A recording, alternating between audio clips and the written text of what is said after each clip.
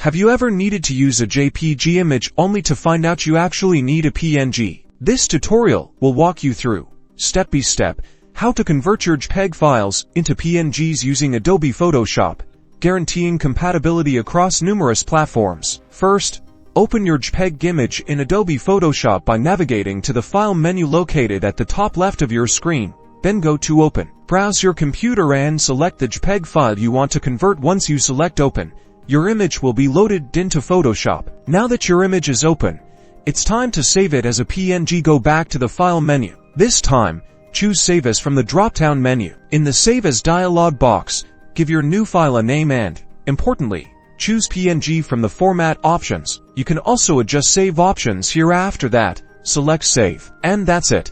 Your JPEG image is now successfully converted to a PNG. You can see the format in the file's information. This new PNG format will work well for various image projects. Congratulations, you have just converted your images from JPEG to PNG. Be sure to like and subscribe to stay up to date with more software tutorials.